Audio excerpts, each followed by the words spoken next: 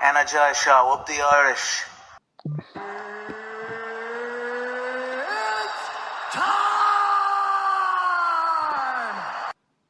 Okay, what's going on, guys? And welcome to a brand new episode of Energized, brought to you by Forge Irish Stout and Our King's Competitions. Ross, Are you intoxicated or something?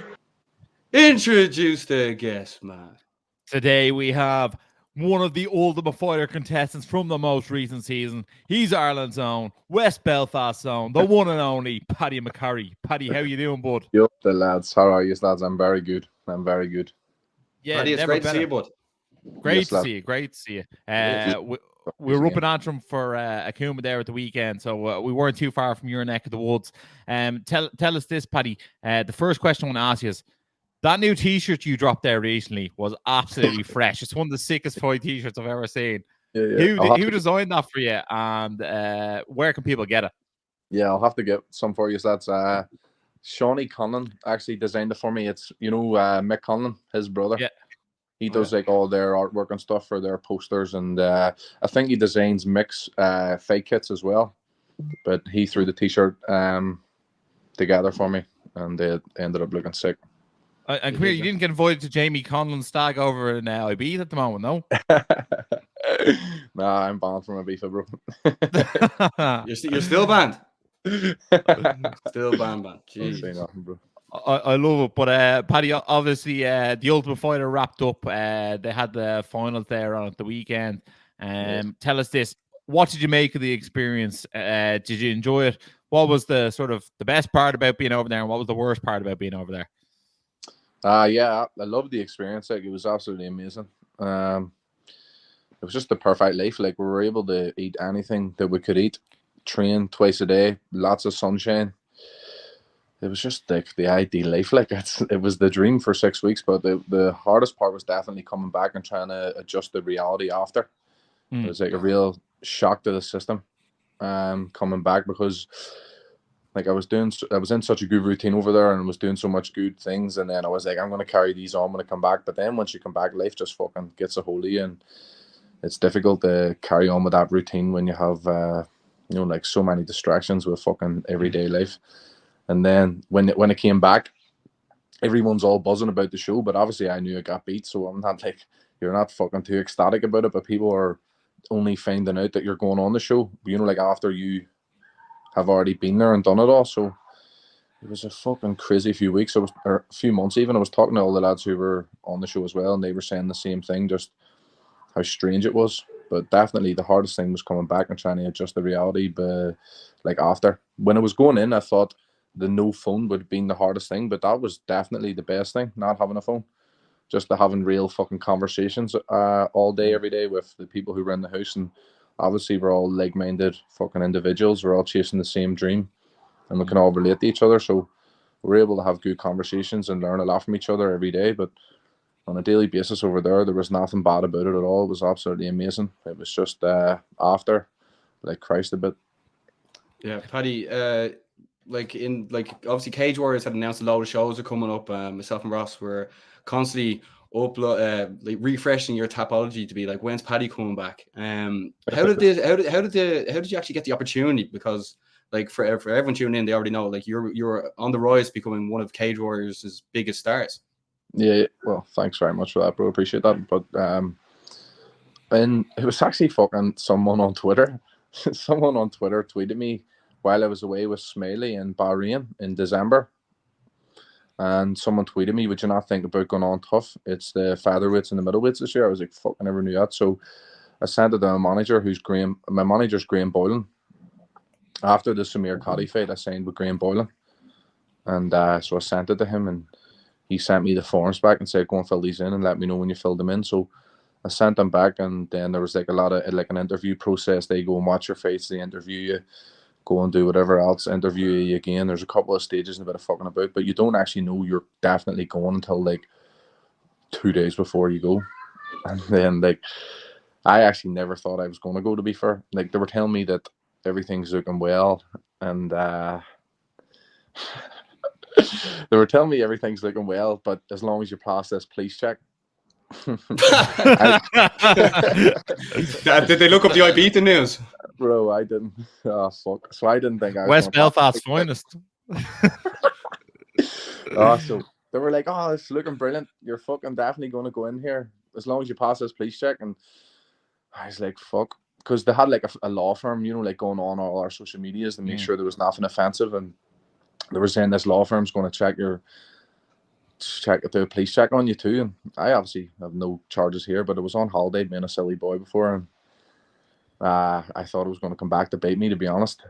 So they were telling that, like, the week before, they were like, "Oh, go and video your family and video a leaving video and ask your family and friends how they feel about you going to Vegas." But I couldn't do it because in the back of my head I was thinking, I'm gonna fucking say to my mates and my family here, "How do you feel about me going?" And then this police check's going to come back and I'm going to be looking like a dick. You know what I mean?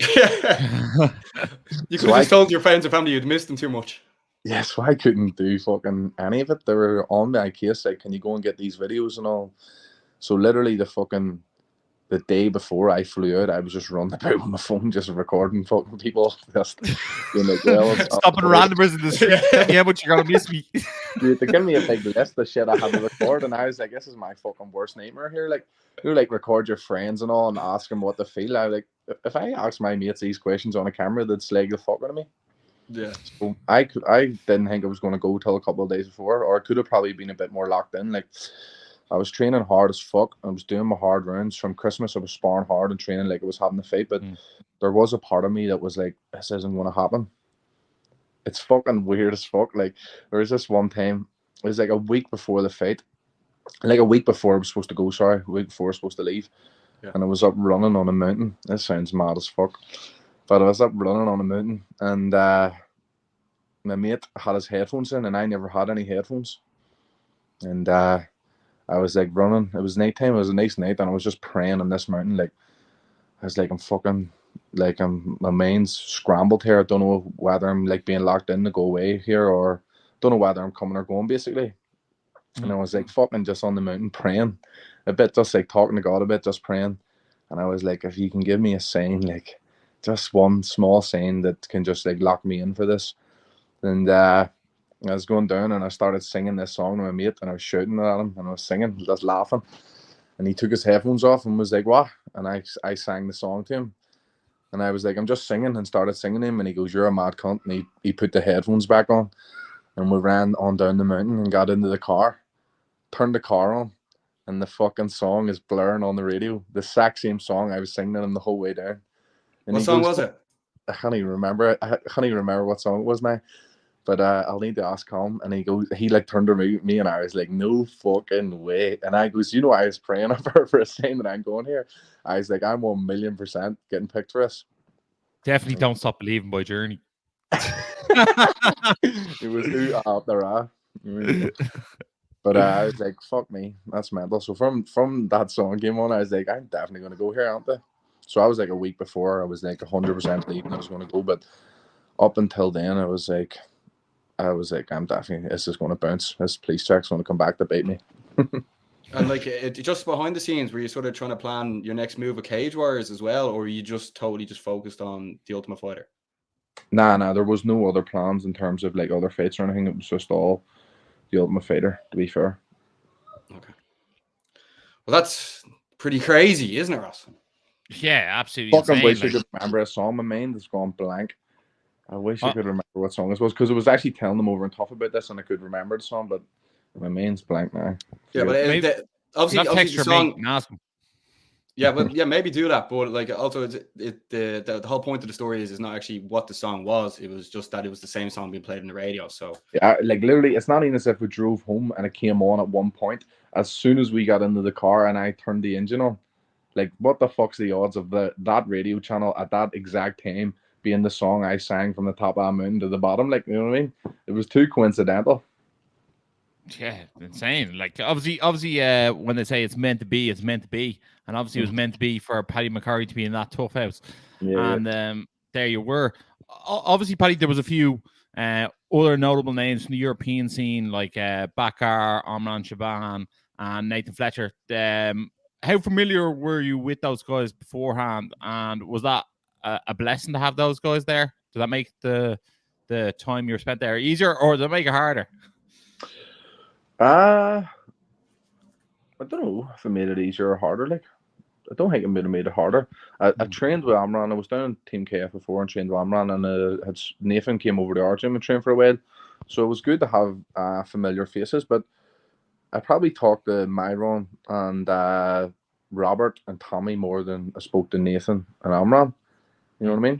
Because they were up the stairs. There was like 2 floors in it. They were up the stairs and we were down the stairs. So in between the training sessions, we were all just basically lying about chilling. So we were just really talking to the people who were in your room. I was definitely most tight with Myron and Robert and Tommy. We were just fucking having a buzz the whole time. Like, is that the tough version of up the road and down the road? Is it? I was good to have Nathan in my corner. To be fair, in the second fight, it was good to just have like a familiar face because I was fighting someone from my own team. There was like a Team Grasso changing room, Team Shevchenko changing room, and then just Paddy McCorry changing room. It was just me and Nathan up there chilling in the Apex with our own changing room. So it was good. Like, we were just fucking having the buzz of it all. It was good crack. Yeah, you look fresh with the Paddy cap and the Ireland flag as well. He did. Yeah. Paddy, when you were going in to the house, like just beforehand, who did you sort of get advice from, and like what sort of advice did you get going into the house? Just my team, just like how I would speak to them about going into any fight. Like, they were just telling me to be myself and just show no respect to anyone who was fighting. But I'd never spoke to anyone who had experienced anything like it before, so I don't think anyone knew what was ahead of me. So there was just like the basic advice that they would have given me before any fight. Really, it wasn't like any particular advice for the Ultimate Fighter. You know, hopefully someone else from the team will go there in the years after, and I'll be able to tell them some advice, because there's definitely a right way, not a right way and a wrong way to do it, but there's definitely things you can do to make it easier for yourself. For example, Robert and Khan, they went in and they had a nutritionist deliver their meals to the house, and they had that sorted before. And then when you went in, it was too late to sort it when you were in. So they had a nutritionist who was like sorting their meals coming to the house, and then obviously their nutritionist would have to know how long they were in the competition for. You know what I mean? Yeah. So they would like group, and then they would go in on the first day, and Robert was demanding that he wanted to fight in the first day because he'd already started his cut. I was like, why? And then you realize that if you fight on the second day, you fight twice in 9 days. But if you fight on the first day, you fight on the first week and like the third week or fourth week. So you have like way more of a gap in between your weight cuts and your fights to recover. So things like that, if I was giving someone advice going into the house after I've been in it, I would say go in and fight on the first day and have a nutritionist to do your meals and your weight cuts, you know. Yeah, so you're almost best off. You're almost best off going in and being the most hated person straight away, so everyone wants to fight you straight away. Yeah, well, we didn't really get to pick the fights. Like, I know their team didn't pick any fights at all. Like, they were actually like, "What the fuck? Why did they pick these matchups?" Like, Alexa asked us who we wanted to fight, and from the first day, I said I wanted to fight either Ryan Loader or Mark Hume. I just thought they were best matchups for me. So it was good that I got to fight Mark, but some of their matchups that Valentina picked, we were scratching our heads at it. And then when we spoke to the other team after the fights had happened, they were like, we didn't want 10 matchups either. Like, they were thinking there was other ones of them that would have suited the fights that maybe their teammates would have got. So we didn't have much say in it, especially not on their behalf. Yeah, what's called watching them as well, I thought getting an insight into some of the training and like the two coaches as well. I thought going into it, I felt like Valentina was more the fan favorite of the coaches, and like people were more warm towards her. And then I thought leaving the show, I felt like Grasso's stock went up, and I felt like Shevchenko's stock maybe went slightly down. I thought that whole like no water during training, I thought that was just a bit of a wild thing. Yeah, it was mad. Pat McCallister has actually fucking started doing that too. I wish he hadn't watched the show. But he's talking to me about the water breaks. But I mean, I thought the same. Or Valentina, I would have been fucking melted if I was in her team, to be honest, because Alexa is an absolute angel. She created such a good atmosphere for us. She wasn't like, you're doing X, Y, and Z. She's like, what do you usually do in fight week? How can I assist you in making this as familiar as your normal fight week? as possible. She wasn't ever trying to get in our way. She was trying to help us any way we could, like helping us with recovery, really just being there for us. And she had a very good team. Like Diego Lopez is a fucking G. Her wrestling coach is unreal. Her striking coaches. The pad man, Jose, never spoke a word of English. And Jesus, I gelled with him so well on the pads. He was such a good coach. But everyone just was there to help. You could tell they weren't there for the fucking cameras or anything. They were there to genuinely help. And then Valentina's coaches were just 10 Muay Thai coaches. You know what I mean? So Yeah. they were all like kind of taking the piss in the house, just shouting back fist go, because they said to be smart, like shadow boxing, and she'd just shout back fist go when they all have to throw spinning back fist. And they were doing like fucking 10 Superman punches and all this fucking madness. So I was very glad that I was in Grasso's team. When I got interviewed before, I actually said I would prefer to be in Josanko's team because I thought she was a striker. But once I was in Grasso's team, I was thinking, counting my lucky stars that I got selected to be in her team. Yeah, well, look, I think it worked out well for you. Obviously, we'll have a quick chat about your win. You jumped the gilly, got the job done. Yep. Obviously, that's part of the team now. When you watched the fight back with Pat and Chando, what were they saying about you jumping the gilly? Were they for it or were they against it? Nah, they're all for it now, bro. They're all for it. Yeah. They're all for it. Before, Pat would have fucking screamed at you if you jumped onto your back for a submission. But now he's actually been showing the guillotine in the class, you know, like as if it's an option. I just think whenever some people go head outside single, especially, that even if you're not going to go for it, threaten it just to create a scramble and get back to your feet or change the position. But Pat showed me that guillotine years ago, and I just knew I had it in the locker. I actually went away from it. See, in our gym, see if you get a submission, you get it for about 2 weeks, and then you never fucking get it again. Because Pat sees you getting a couple people with it, and then he teaches the defense, and then you never get it again. So you fucking be moving off it. But when I went to Thailand with John Mitchell, well, I was training with John Mitchell out there, I was getting everyone's neck.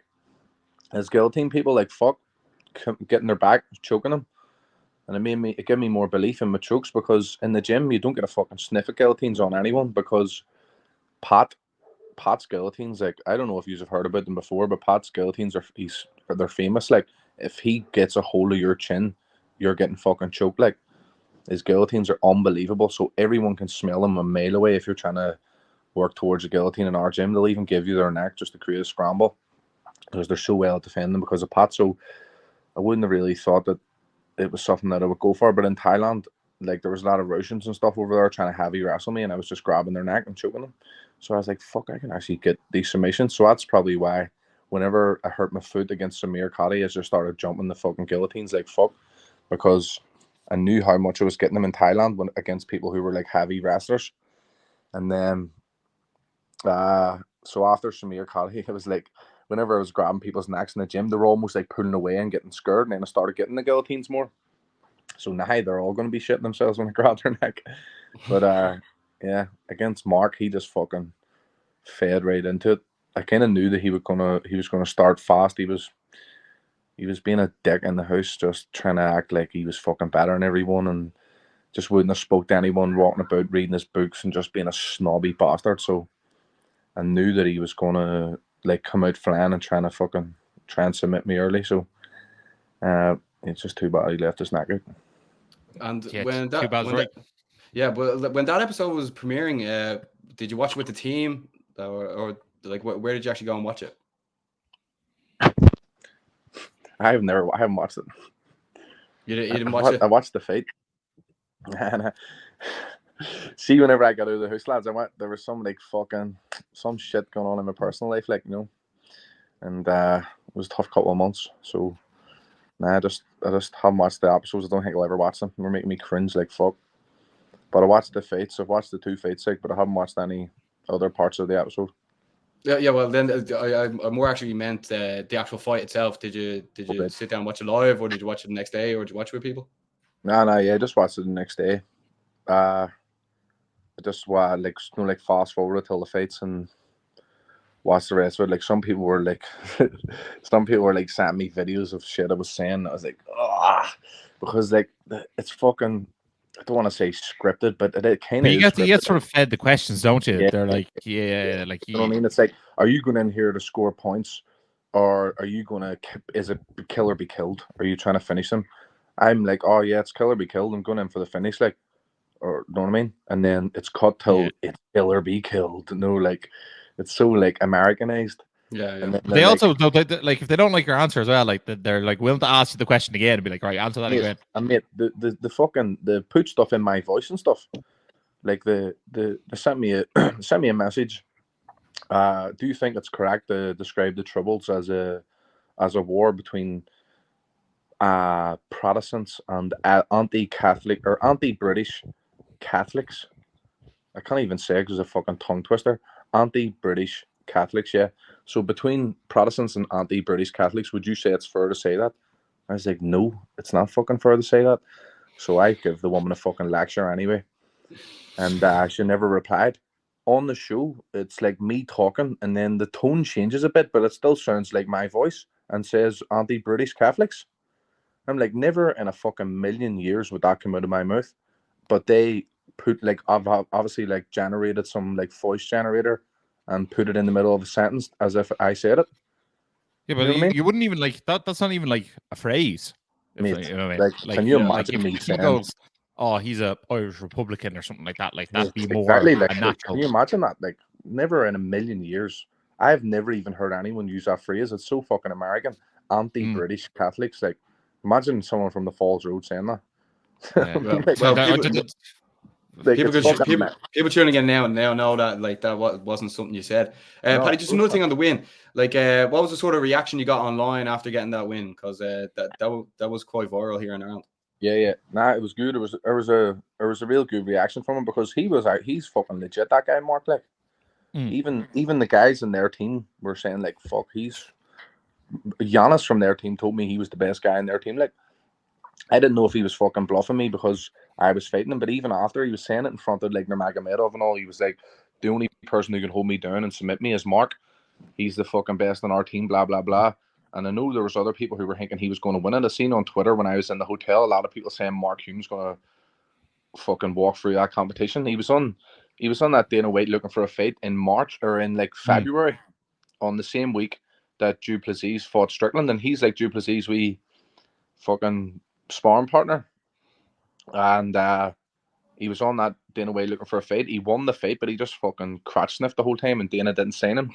And then he went on tough. So that was like his last chance saloon. The fucking he tried to crotch sniff for you, and then look where you end up. Yeah. It's so fucking funny that these cunts coming in the crotch sniff now are going to be like, you need to watch your neck. Yeah. I think that's funny as fuck, bro. Cunts are going to think I have a good guillotine. and obviously the show was on a pre-record, Paddy. Did you have people, like, the night before, like, both fights, like, wishing you the best luck in the fight that had already happened months ago? It was so fucking weird. Like, people were texting me. They're not texting me, just stopping me in the street, and they're getting so excited and wishing me good luck and all. Like, I had someone like the morning after the fight, I was in the cafe and she was like, "Are you back and all? You must have got a flight right away." And I was like, "This was fucking months ago." Yeah. You know, like when I was just ordering stuff in a cafe, but people coming up, like, and really, you know, like, genuinely meaning it, giving you good luck and how much they're so excited for you. And I'm like, did I tell Lemons that this is already recorded? Or I was just like, yes, thank you very much. And then you get fucking hounded by people for what happened. Yeah.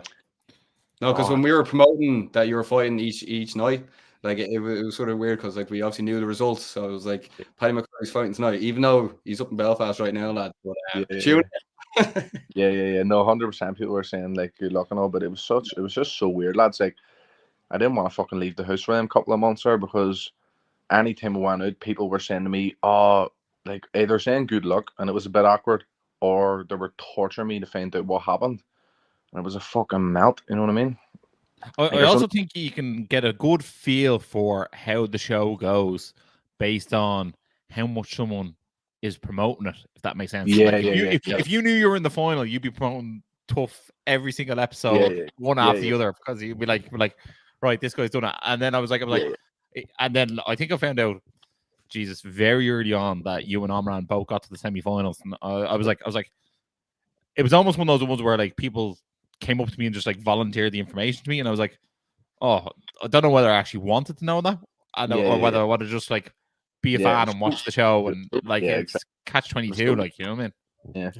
It was so weird, bro. It was so weird. And then I'm like, no, I don't want to tell you. And they're like, oh, so you get bait then? And I'm like, well, you can just watch the show. And they're like, well, can you not tell me anything? Like, did you even win one fight? And, you know, like the conversations were just exhausting, to be fair. You know, like if a fight happens, like maybe it would be like after a week and you can talk to people about the fight and it's just a buzz and all. But see them fights in there, mate, I have never had less of a buzz after a fight in my life than them fights in Tough. It was depressing. Like, because like the semi-final, for example, as soon as I won that, obviously you would say that's probably the biggest fight of my life in the Apex, fighting some guy 12-3, number one in fucking South Africa, whatever, cunts beating Dagestanis, and he's never been finished. And I finished him, so I was a fucking good, like, feather in my cap. And then I fucking went back to the change rooms, and they're like, just wait here on Dana White. He's going to come and tell you who you're fighting next. So it was, the buzz was just killed instantly. It was just like, right, forget about that. Think about who you're fighting next. And then he never came till the Apex. So we were like waiting there all day, and then he never came. And then we went home, and they were like, come back tomorrow and you'll find out. Then you go back to the house, talk to people for half an hour, and then you've already spoke to everyone who you can speak to. You know what I mean? You're not getting your mad cousin ringing you up, fucking off his nuts, telling you how fucking loving that he is. You know what I mean? And getting a bit of crack and a buzz from that. Like, it was just like a half an hour out later, I was like, fuck me, is that it? Like, it's a bit depressing. Like, I was like, fuck me, you want to fight in the Apex or like on these stages your whole life, your whole career? And then once I got there, and I was like, fuck, is that it? Like, it was a bit depressing, to be fair. You want Pat to bring out in the Bentley for a bit of grub and a pint, you know what I mean? Bro, I've had 10 times bigger buzz winning fights in the Davnish than winning the fight in the Apex. You know what I mean? That place is electric, man. That place is electric. Lethal, bro. See, before you walk out in the Davnish and they're like opening the door and closing it, and you can hear the noise. Yeah, it's serious buzz, like. Yeah, and you're only talking about the Pleasure Boys. Shout out the Pleasure Boys. Shout out the Pleasure Boys. Eventually, more famous than just join that. Already was. But tell us this, Paddy. Where do you stand with the UFC now? Have you been given the UFC contract, or where does that stand? No. I haven't been given the UFC contract, but I'm only 4-1, so I'm in no rush. Like, I've never been more certain in my life that I'm going to be in the UFC than right now. Like, before, I could never have looked past the Cage Warriors belt, to be honest. Like, I would have never walked around telling people I'm going to be in the UFC, and if it did I believe it? I don't really know. You know what I mean? Like, I probably wouldn't have believed it, but right now, I know that I'm going to be in the UFC. It's just a matter of time, and I think that the only thing these cunts have in me is experience. Like, I know that my fight IQ and the skills that I have, it's only a matter of time before I'm in the fucking big leagues and I'm in the UFC. But if I go in there now and 4-1, win a fight, then they give you someone who's been in there a while, then you're going to get out experience by him. Maybe go back, win another fight, then they're going to, you know, like, it's like I know win one, lost one kind of thing if I went in there now, if I was being real with myself at this, like, level of experience. But I still think that I'm showing a fucking percentage of what I can actually do. Like,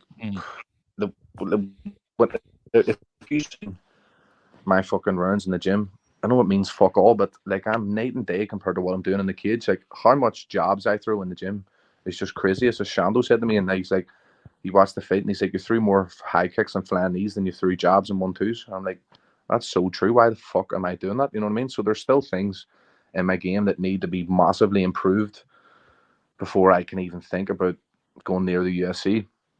So I'm going to go back to Cage Warriors, have 2-3 fights, ideally get the belt, and just like establish my style in there and fucking do what I'm doing in the gym, and then go to the big leagues. I don't want to be like showing a percentage of myself and then assuming that, whenever I go up to the big leagues, it'll start clicking. Like, it needs to fucking click before I get there. You know what I'm saying? So I'm more than happy to go and have another 2 or 3 fights on Cage Warriors here. If it takes 2 or 3, I could go out and completely start the next hunt and then be, you know what I mean? Things may be different, but I think realistically 2 or 3 fights, get me a bit more experience, just establish my style in the cage, show more of a percentage of what I'm capable of than I've been shown previously, and then go to the UFC. But I'm sure that I'm on their radar now. You know what I mean? I went and fought the 2 most experienced guys in the house. All these cunts have been pro. That guy Mark's been pro from 2011. Robert's been pro from 2016. I've been pro from 2021. You know what I mean? Like I've only been doing this sport altogether 8 years, so I know I still need to fucking serve my time and get a bit more experience before I'm ready for them big leagues. So another 2-3 fights, and then I'll be ready to take that step up. I think I'm fighting in November here on Cage War. Yeah, well, I think people will be absolutely buzzing to see you next out, Paddy. And like your talent is definitely undeniable. I think everyone took notice. Probably one of the most famous fight you've had is probably the loss against Webb. The way you turned on in the third round and you nearly beat him, considering how well respected he is. And then like since then, like I'm not surprised you're throwing head kicks and flying knees all the time because they're landing. So like between that and the adrenaline being in there, it's something else. But like put it this way, if you went in there against Belandi tomorrow, like I'd be picking Paddy McCorry. That's just the way it is. Yeah, bro. And Hand on like, heart, I genuinely believe that I beat him tomorrow. Like I genuinely do believe that I beat him, and I do think it's just my fucking.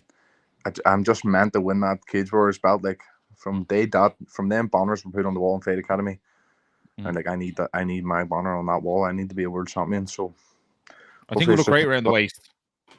Yeah, I think it would suit me, bro. I think it would suit me. Yeah, Paddy, would you prefer Cage Warriors 180 London or Cage Warriors 181 Newcastle? Why? Which 181? What dates are? 181 is the 23rd of November. Yeah, I think it's that one. Okay. There's going to be a couple of Irish. There's going to be a couple of Irish on that one. Oh, really? And I think that's the one. Tell us this, Paddy. But I would fight in Newcastle too. Like, I actually wanted to fight in October, but there's so much fights happening with the gym in October and so much shit going on. So November it is for me. Yeah, November 15th is Cage Warriors 180 London. Yeah, and the 23rd is 181 Newcastle. Paddy, I don't know, but like a bit of history happened at the weekend there at Akuma where I put the belt on Dominic Rhodes there. So just wondering, like, when you win the Cage Warriors belt, would you rather like I put it on you or Graham Boylan? Oh, you have to put it on now. That's gonna be my request. Yeah, there you go, Graham. Paddy puts the glasses on, and then you put the belt on. Yes.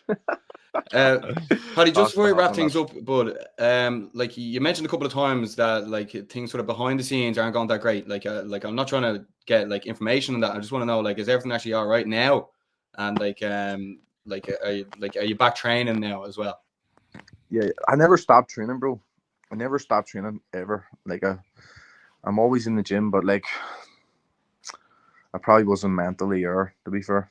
Just went for it was just fucking mad, lads. I just crashed, to be honest. Like I cannot explain this feeling whenever I got home. I just could not get off the sofa. I made sure I dragged myself and went to the gym, but maybe going to the gym 4 nights a week instead of every single day. And it was just fucking hard, like, to be honest. I was like I just couldn't get off the sofa. I was like down in the dumps, so I was flat. Obviously, like I wasn't going over to fucking win a fight and tough and be delighted with myself. I genuinely thought I was going to beat everyone. Like I was 100. Like whenever I went over in the hotel, I was like, I'm going to beat all these cunts. Like I was so fucking certain that it was my time.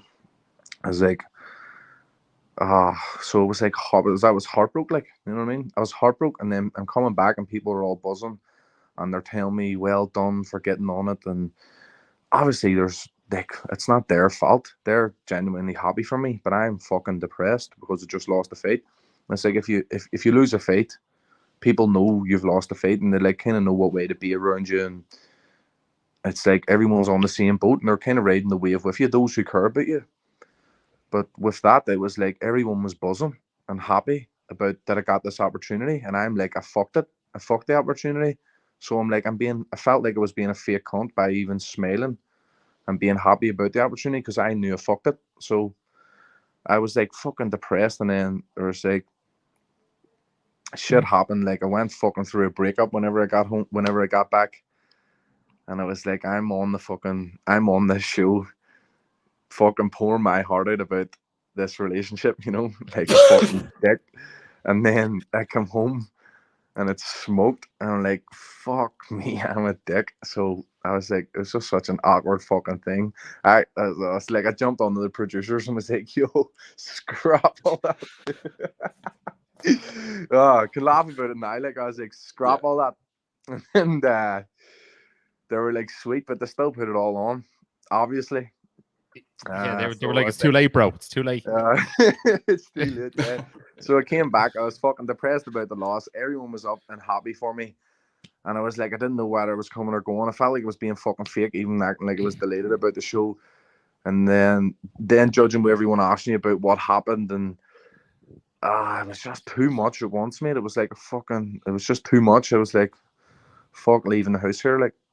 So it was it was a tough time, but I'm through it now, at the other end of it, and I'm fucking locked in and focused on this next fight, ready to make a statement. I'm more sure of where I'm going than I've ever been. And I just do think that this is just going to be like a fucking different version of me here whenever I'm back in the cage. Paddy, that's brilliant here, and you're also probably flat out on Tinder, so we won't keep you here much longer. No Tinder, bro. No Tinder, no women. No, all jokes aside, Paddy, I think the way you almost have your path planned out, that you're going to do a few more Cage Warriors and then back into the UFC territory, I think like that's brilliant to hear. And I think, you know, it sounds like you're very aware of where you're at and where you're going and where you need to be. And I think like it's definitely, you know, obviously you didn't win the Ultimate Fighter, but I think it gave you a great idea to know where you're at, where you need to be, and to know that like you're more than competitive with those guys. Yeah, and your stock has risen as well. Yeah, definitely. Thank you, exactly. So thank you, we're on the right path, and we'll get there. And all these struggles that have happened along the way, I know one day that I'll be thankful for them. I'm grateful that they happened, because they'll have prepared me for when shit does take off and I'm where I know I should be, you know. Yeah, Ross, make sure you whisper that in Paddy's ear when you put the belt around them. It was destiny.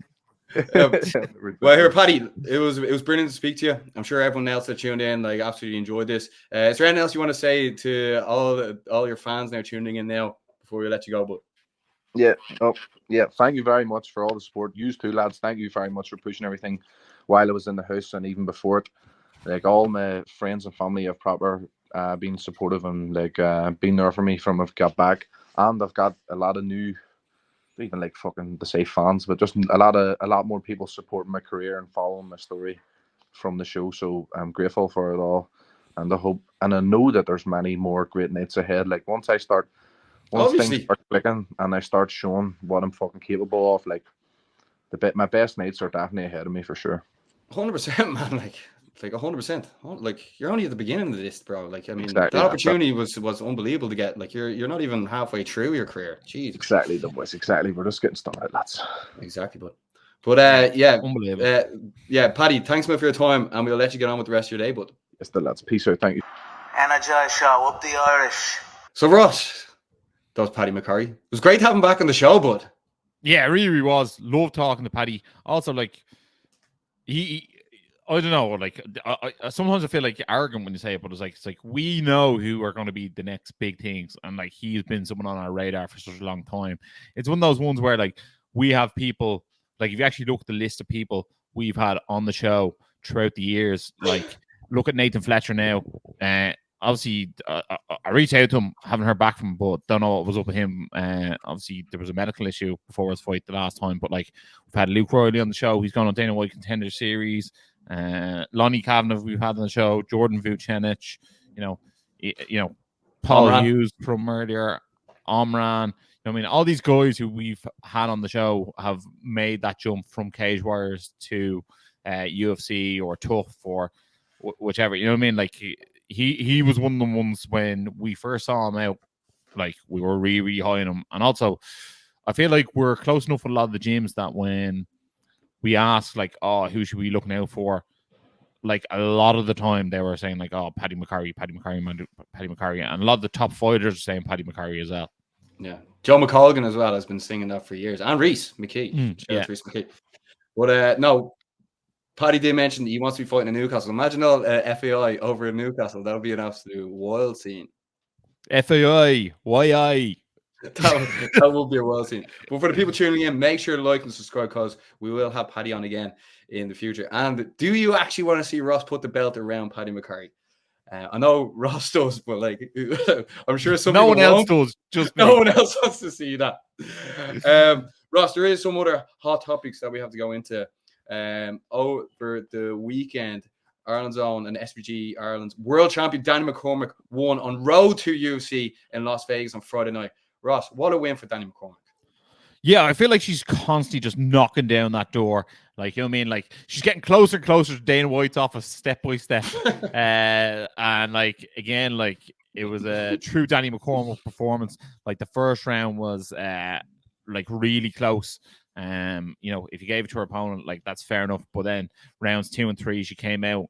And, you know what I mean? She actually got great corner voice from John Kavanagh, and she worked in her takedown much better from the second round onwards. And look, Danny McCormick is someone who is, as her gym would say, relentless. And I can't wait to see her fight in the octagon. She's ready. She also cuts an unbelievably good promo post fight as well. I think that people are maybe underselling that that's what she's done. But she is ticking whatever box she needs to tick. She's taking the hard road. She's taking the long road, and she's on the road to the UFC. Only on UFC Fight Pass. Yeah, she is definitely she's a woman on a mission. She's actually not going to be stopped. Then also shout out to Tiernan Lochran for getting the KO in the second round at LFL on Sunday. Ross, that KO went viral, but yeah, it did. That big head kick with the right foot, unbelievable. The Stallion is making his own name for himself. He won't be Cain Lochran's younger brother for much longer. He'll be his own entity. Great to have see Tiernan pick up a win. Great to see him fighting under LFL. I think they put on a great show. I like the production of their show. I think they look after the fighters well. I think it's a show that I'd like to see more Irish fighters fighting on.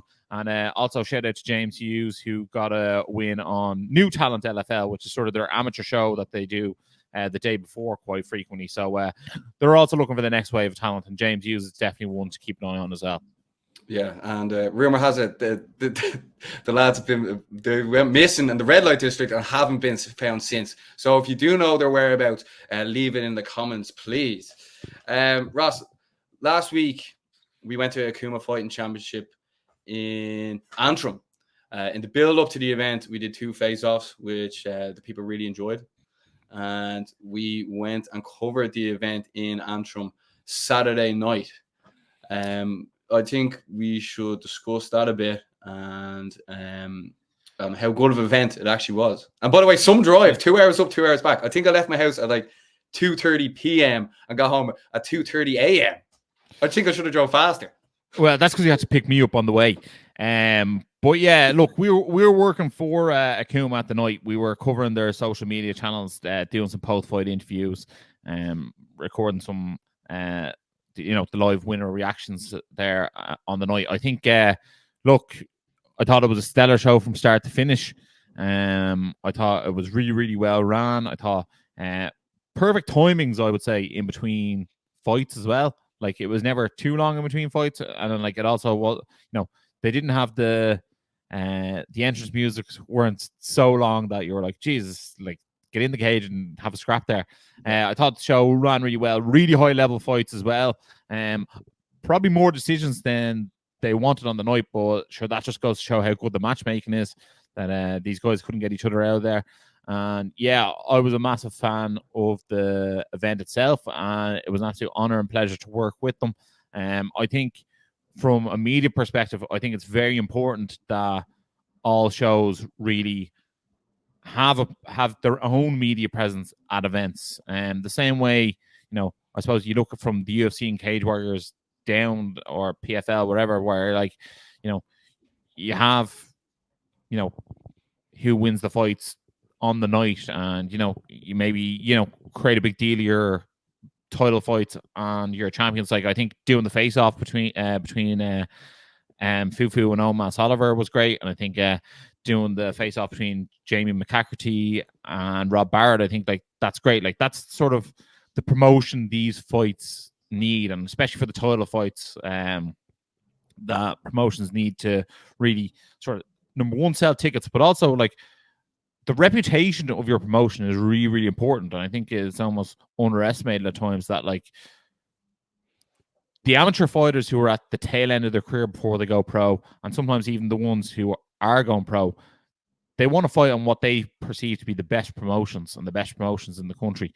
And look, I think Akuma were even unfortunate. Obviously, they lost two of their biggest fights, Damien McGuigan and Keane McCartan, and they also lost Jordan Bradshaw versus Don McDonald in the pro bout. So, like, to put on such a good show after losing those shows or losing those fights, I think is an absolute credit to Steve, who looks after the show, and absolute credit to everyone who worked on the night. And the event ran like clockwork as well. So, fair play to everyone.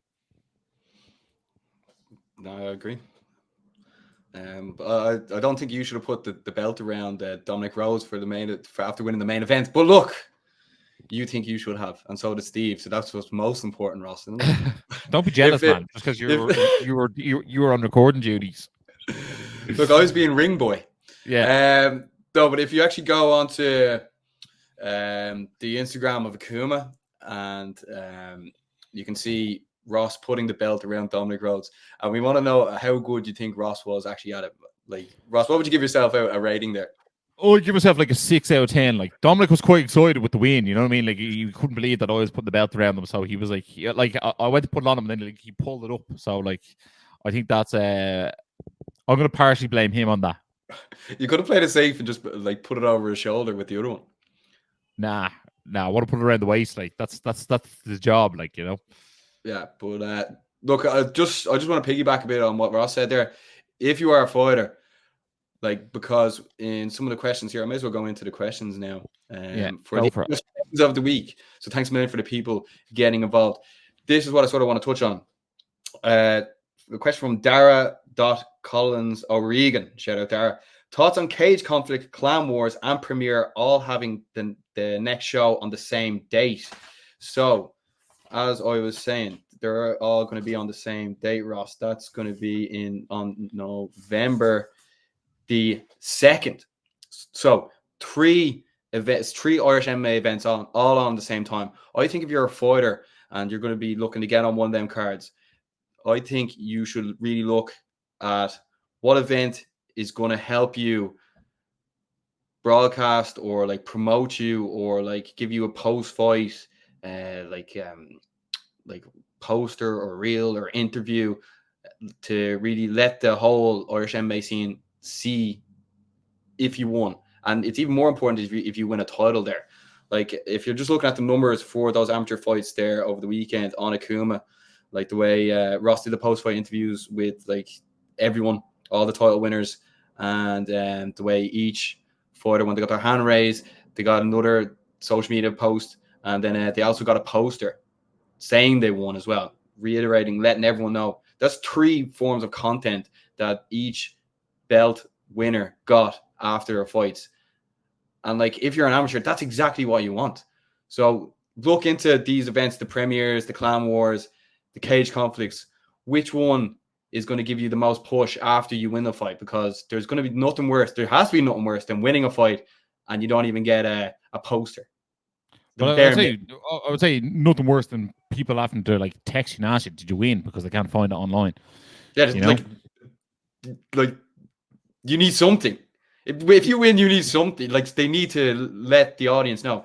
So myself and Ross, like, we're obviously talking to these organizations, and we can only go to one event that night. First of all, Baz, I just want to touch on that. I just think it's absolutely dreadful that like you have 3 amateur fights on the one night, and not because I don't want them to compete against each other, because I feel like, number one, like it sort of splits up the fighters, as in like they all, like, you know, that's one less fight night for all those fighters, or 2 less fight nights for those fighters to fight on. Number 2, it means those promotions are now competing for fighters. So if they have champions or want to put people in title fights, now they're going to, you know, dilute that field and dilute 3 cards. And number 3, for Irish MMA fans, some fans would go to all 3 of those, and now they have to pick one to go to. So like, you're actually probably reducing your own ticket sales by having them on the same night. Now, look, I think Cage Conflict were announced first. So yes. Like, Clan Wars was second. Yeah. So like, yeah, but you can't really ask Cage Conflict guys or the Cage Conflict guys to change their date. They booked the day first. Clan Wars and Cage Conflict seem to have like a bit of a healthy rivalry going between the two promotions. So like maybe that was done on purpose. But I think Premier being the newest organization, I feel like they should probably change the date to a week after. That's just my personal take on it. Now, obviously, there's more to run an event than just picking the date. It can be venues, etc. as well. But if I was Niall Sunderland, I'd be going, right, well, like, if I were them, I'd change the date by 2 or 3 weeks, because I'd potentially want some people who are fighting on those cards to also fight on my show. Yeah, well, Elite Fighting Championship in Cork and your Fighting Championship in Uri were booked for the same weekend, and then Elite moved theirs to the following week. So it's just, say for the absolute MMA delinquents at home, are they going to have to buy 3 streams to watch all these 3 events? Well, that's what it sounds like, and I think like, that's how where are it we comes down to as well. Like, we pride ourselves on trying to put out the best content that we possibly can each week, and like, how are we actually going to be able to stay on top of 3 events in the one night? I know we're going to have to do it. I know, like, I believe we can do it, but it's going to be very well. It might lead to us covering one event with like on the night, and then the other 2 events giving a synopsis the next day. But like that's not really on us. That's on people booking dates in the same events when they know there's dates already out there. So look, there's a lot to be said for having your data on the event on the only night, you know. Yeah, well, as I said to the fighters, because in fairness, what we care most about is the fighters. Try and get on the show, the biggest show, the best show, the one that is going to give you the most push, because at the end of the day, that's what's most important, because you have to build up your audience, and then you'll get these opportunities to go into your Cage Warriors, your LFLs, and then hopefully one day hit the big leagues as well. So look, it's your career. You only get one of them in the fight game, so use your time wisely, and that's all we can really say. So that's one of the questions. So what do we actually think of 3 events on the same night? It's not great at all for Irish MMA, to be honest. But events are important. So overall, you'd like if one event, whoever books it, whatever Irish MMA event books a date, you want them to just have that themselves, and then people to book events around that day. Ross, another few questions just on Akuma. The favorite thing about Akuma. I know you touched on it earlier, but the way the show ran so smoothly, I think the audience absolutely loved it as well. Look, when you book a big show with the way it went on to like 11:30, I think that's fine. But like, because we had to take like 2 hours to drive home, like, but that's our own fault, you know what I mean? So overall, I thought it was a great show. I thought we were looked after very well. We got to sit beside like the ring girls, and we got to sit right beside the interview room and the back room, and overall I think it went really well. I think the content we put out was at a very high level, and there was a lot to do, and I think we absolutely smashed it out of the park. Ross, best performance at Akuma? Now I miss Jamie McCarthy's, but obviously he got the job done in about 33 seconds. So for me, I'm going to say Kevin Keogh, and then I'm also going to give a massive shout out to 2 others. I'm going to say Peter Halpenny, who took the fight on 24 hours notice. He got the win and picked up the super welterweight title against Sean Kelly. And then I'm also going to give a shout out to Alex Fagan, who got a great armbar. I actually recorded an interview with Alex, and the microphone died early on in the night, so I charged it, and it was all Gucci for the rest of them after that, thank God. But shout out to Alex Fagan, that was a great armbar, and apologies that the interview recorded without sound. Typical Ross. We can't do 10 out of 10s every week. Two fights I want to give a shout out to as well is Fufu Fares getting the win against Owen Massolver. I just top out lads to put on a really great performance, and like the crowd, I think that was like fight of the night, wasn't it? Yeah, the crowd were really loving that. And also shout out to Kaya O'Sullivan and Chloe Krausier. That was a great fight as well, a women's fight. Ross did an interview with Kaya after. Both girls have that absolute dog in them, and then when you see that, you just know they're going to go very far in their career. Ross, last question sent in by Blaine McGill, FAI's own. Blaine McGill versus Dominic Rhodes, biggest fight of the year, cage conflict. What do you make of that fight? Matt Damon versus Dominic Rhodes. What do I think? By the way, Blaine McGill was going around telling everyone at Akuma Fighting Championship that he looks like Matt Damon. Just putting that out there. So I was calling him the unborn identity. Yeah, look, I'd be here for it. I think Blaine McGill He always brings it when he's in there. And Dominic Rhodes is now the Akuma champion and the Fit to Fight champion. So let's make it happen. Let's put all the belts on the line and see who walks out the better man. But I think that's a great fight for both men, and I think it's a fight that people would love to see.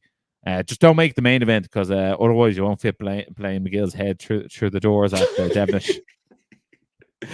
They'll have to get a helicopter and drop them in.